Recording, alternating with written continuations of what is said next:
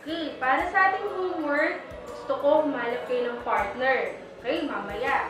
Pag-uusapan nyo, yung gusto yung pangarap na maging paglaki nyo. Okay, hanap kayo ng partner, tapos i-share nyo yung gusto nyo maging paglaki at i-drawing nyo. Para bukas, i-share nyo sa class natin. Okay ba yon? Yes. Okay. Sige, ba? Ay, hindi. Nakita mo nung may library to, di ba? Di mo nabasa. Boom! Jokin. Nabalat ka, no? Si Arturo ko, di ba? Nabasa ko eh. Ayos ko pala eh.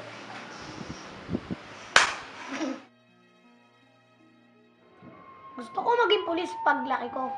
Ikaw, anong gusto mo paglaki mo? Gusto kong maging pastor. Bakit? Kasi maraming blessing eh. Pareho na lang tayo magpastor. Sige, papastor na rin ako. Promise? O sige, promise yan.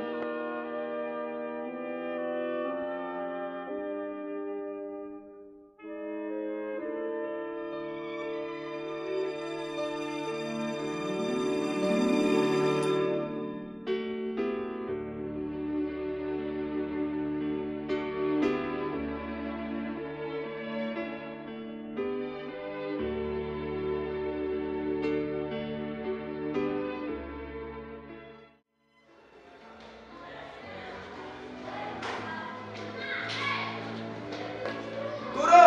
Sandali lang!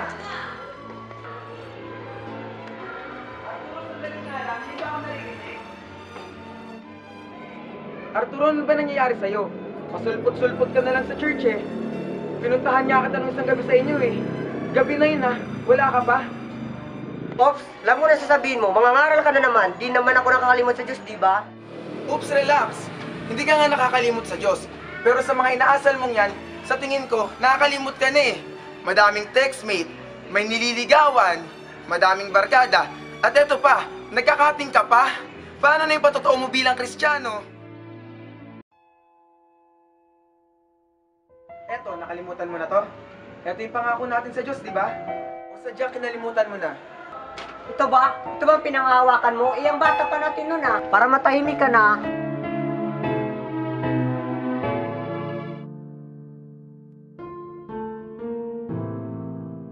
Tapusin na natin to.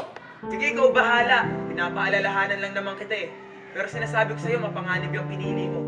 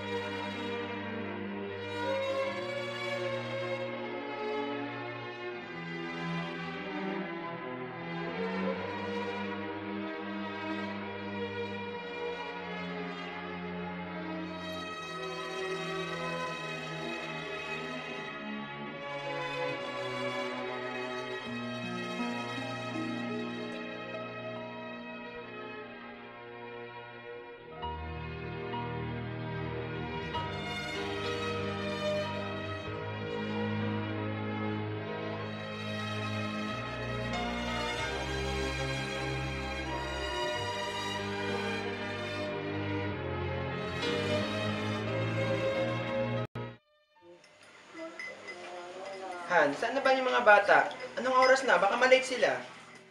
Nikki, Grace, Andrew, baba na! Malilate na kayo!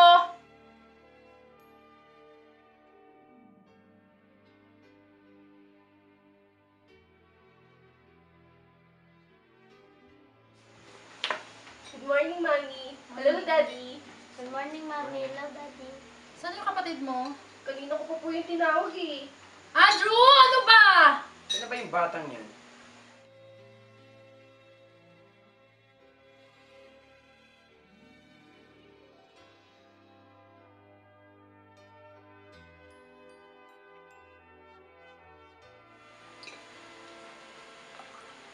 Anong oras ka na umuwi kagabi, Andrew? Wala ka man ng text sa mami mo? Hindi mo ba alam na nag-aalala kami sa'yo? Dad, calm down. It's too early for that. Ayan, sige. Konsintihin mo na naman yung anak mo. Grace! Tigilan mo yung kaya-text mo? Hindi mo ba alam na kumakain ka? So, sige, bilisan nyo na. Malilate na kayo. Hindi yung lunchbox mo. Maiwan mo. Andrew, pakiboton siyang polo. Bye-bye, Dad. Bye-bye. Arturo, parang kung masyado mong nahihigpitan si Andrew lately. Parang hindi mo napagdaanan yung mga edad niya yan. Ay nako, Isabel. Kaya ako naman pinagsasabihan yung anak mo. Kaya dumaan na rin ako sa layo ng kabataan. Sabihin mo, nakikita mo yung sarili mo sa kanya. Pasaway ka rin kasi. Siya, sige na nga. Tama na yung usapan na yan. Baka saan pa mapunta. Mga palahan, huwag niyo na ako hintayin mamayang dinner. Kasi meron kaming bagong project. Project na naman? Hindi na natapos yung mga project na yan. Ibig sabihin yan, magkukulong ka na naman dahil sa mga project na yan. Magpasalamat ka na lang kasi hindi kami naubusan ng project sa office. Or else, wala tayo kung anong meron ngayon. Basta sa Sunday huwag mo kakalimutan, family day yon. Okay, sige.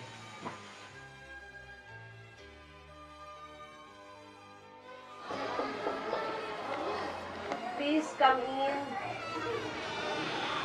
Good morning po. Anong maipaglilingkod ko sa inyo? Ako nga po pala si Teacher Joe at ito po si Teacher Lori.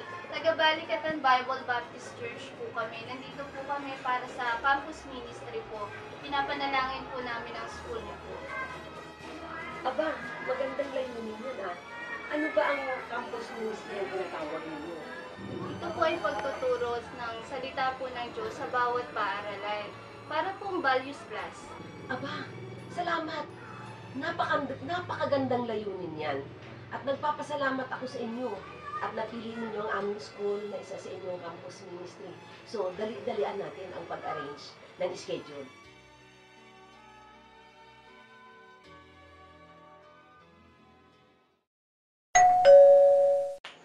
Wait lang ha, si Mina na to.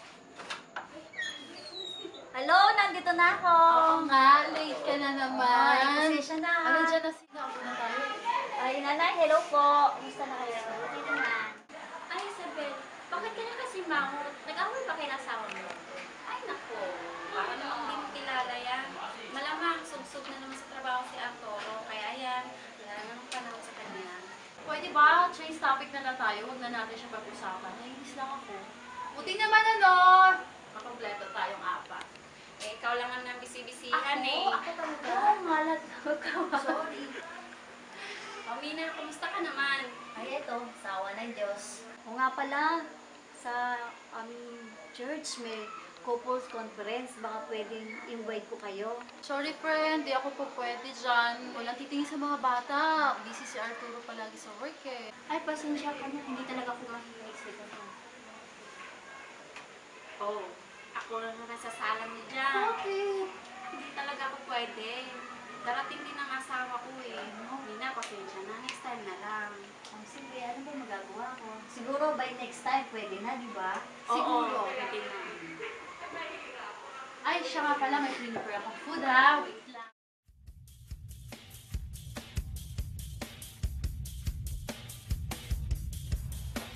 Nandiyan naman pala pulutan eh. Natin ah.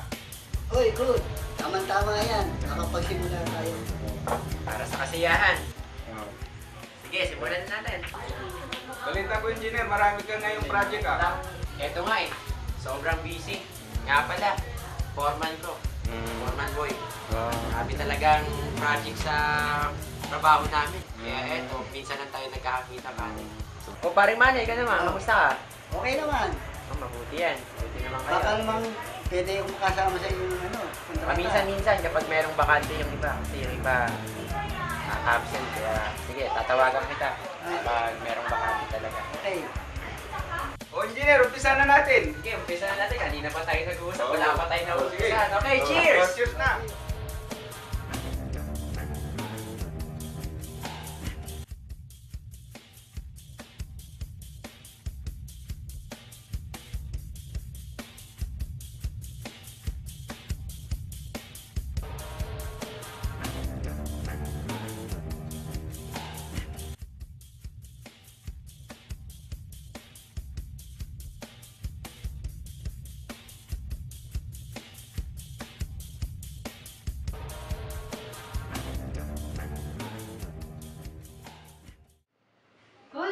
sa inyo.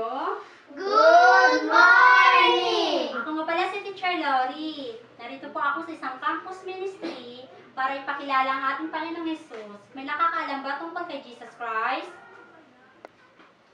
Siya po ang anak ng Diyos. Wow, very good. Ikaw naman. Siya po ang ipinako sa krus. Very good. Sabi po ng daddy ko, siya po ang ating tagapagligtas. Wow, tama lahat ng sagot nyo. Bago tayo magpatuloy, mag-pray muna tayo.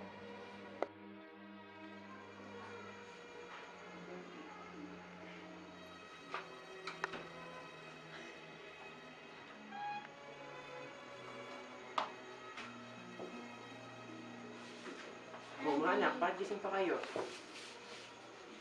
Late na. Magsitulog na kayo doon. May pasok pa kayo bukas. Nice, Isabel. Nandiyan sa kusina.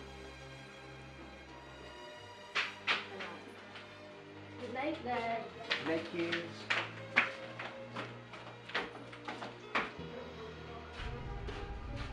Umuwi ka pa. Isabel, ano bang problema mo? Patarating ko nga lang ganyan pang isa sa lubong mo. Yun na nga ang issue dito eh. Yung almost 2 days wala ka dito, hindi mo na alam kung ano nangyayari sa amin. Ano gusto mo, matuwa ko? Puro ka na lang trabaho. Trabaho, ano ba? Imagine mo yung kinumit mo na family day sa mga bata. Nag-expect sila. Pero nasaan ka? Naman, Isabel! Utang na loob! Intindihin mo naman yung trabaho ko! Ang dami ko nang problema sa trabaho. Dumagdag ka pa! At ang pamilya na to, akala mo okay ang lahat? Hindi, may problema tayo. Ikaw ang sumisira sa pamilya na to. Walang araw na hindi mainit ang ulo mo. Wala kang pakialam sa nararamdaman namin ng mga anak mo. Ano ba? Manid ka ba? Wala kang karapatan para pagsalitaan ako ng ganyan. Nagpapakahirap ako sa pagtatrabaho para mabigyan kayo ng magandang kinabukasan. Hindi ba sapat yun sa pamilyang ito? Hindi sapat yung material na bagay, Arturo. Ikaw, ang panahon mo, kailangan namin. Mami, Daddy, huwag na po kayo mag-away. Halika, anak.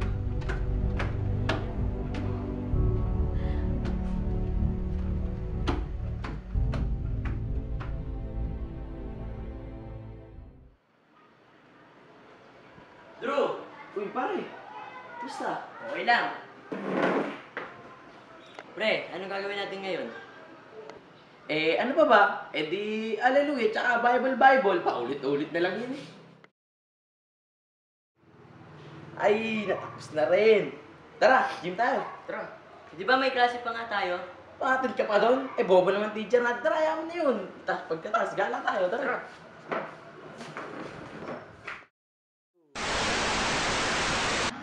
Hi, Carl.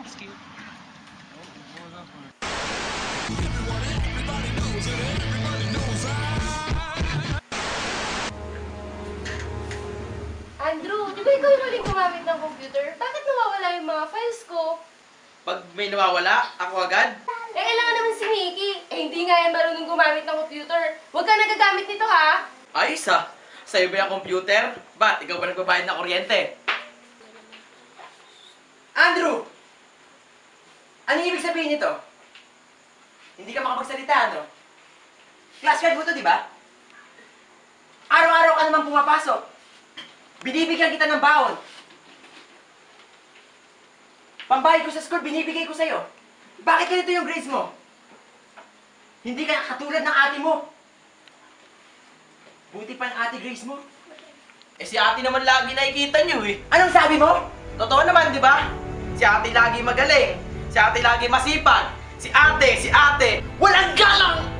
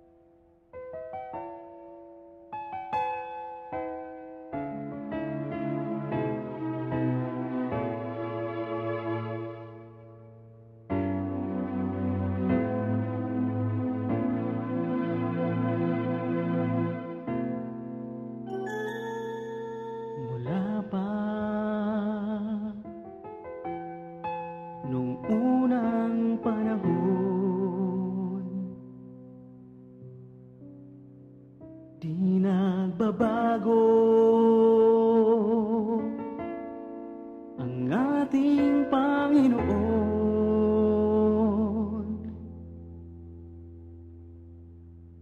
Pag-ibig niya'y wagas at dalisay.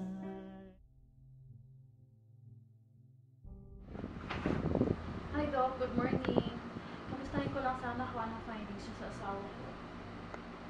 It was a mild stroke, Mrs. Reyes, but you don't have to worry that much. And I suggest na i-avoid niya na lang yung things na nakaka-stress and magkaroon na rin siya ng regular heart check-up to prevent further complications. Sige Doc, thank you we're going to follow your suggestion para doon sa asawa ko. Thank you ulit. Siya nga pala sis, kumusta yung naging visitation niyo? Ay, okay naman po. Kaya nga pala, meron nga po pala akong gusto sabihin sa inyo. Yung pong isa kong kaibigan, may sakit po yung asawa. Gusto ko po sanang isama kayo ng pastor na dalawin natin siya sa isang araw. Ganun ba sis? Sige, sabihin ko kay pastor para may schedule natin. Para madalaw natin yung kaibigan mo at masyira natin ang salita ng Panginoon.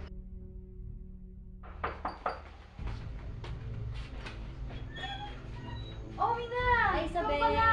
Sino kasama mo? Kasama kong pastor ko sa kanyang Good morning po. Sister Tuloy po Jennifer. kayo. Upo kayo. Asawa ko nga po pala si Arturo. Ricardo? Ricky, ikaw na ba yan? Arturo! Kumusta ka na? Ano nangyari sa'yo? Matagal na kitang hinahanap ah! Pastor ka na pala. Tinipad mo yung pangako natin ng bata pa tayo. Ako, eto, maraming pera. Pero may sakit. Miserable ang buhay. Pero pala yung brave sa pamilya. Mula nung magkalayo tayo. Hindi ko na alam kung anong nangyari sa aking buhay. Pati pamilya ko yung nadadama. Hindi ko na alam. Kaya siguro, niloob ng Panginoon na magkasakit ako at mangyari sa akin para matubalik ako sa akin.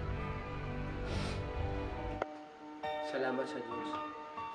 Muli na tayo pinagpapit. Naniniwala akong plano siya sa buhay natin at lalo na sa iyo. Arturo, hindi pa uli ang lahat. Hinihintay lang niya yung pagbabalik. Bawat tao sa mundong ito ay may pag-asa matatamo habang buhay. Huwag malulumbay, ang may kapal ay laging kaakbay.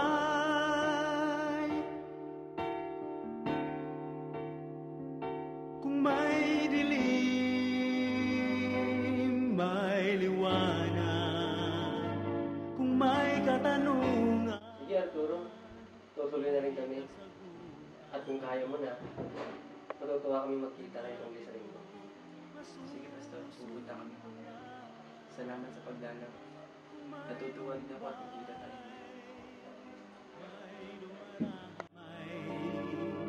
Kung may luha, mayroon ding tuwa.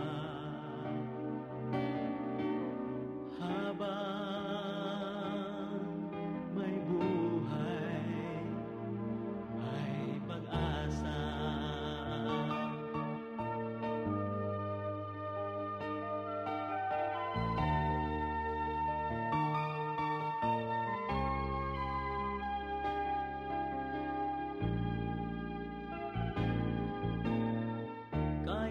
Kaibigan, sa mundong ito, habang buhay, may pag-asa tayo. Kabiguan na iyong natamo, may pag-asa, kay Jesus tumawag ka.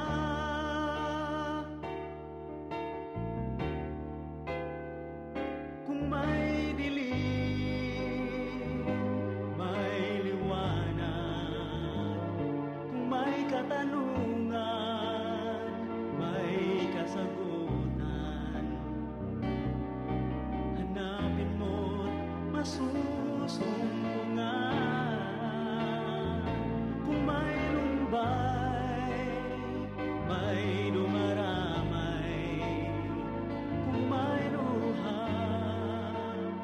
mayroon din buwan. Habang may buhay, may pag-asa.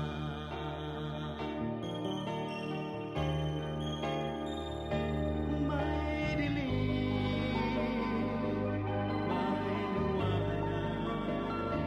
Kung may katanungan, may kasagutan. Hanapin mo't masusumpungan. Pastor, gusto niyo rin po ako makita. Ay, magandang gabi, Arturo. Gusto na kita makausap. Meron pala akong gusto ibigay sa'yo. Tiyak matutuwa ka. Naitago mo pa to? Oo. Kasi, kung sa'yo binabaliwala mo, sa akin pinahanagpan mo.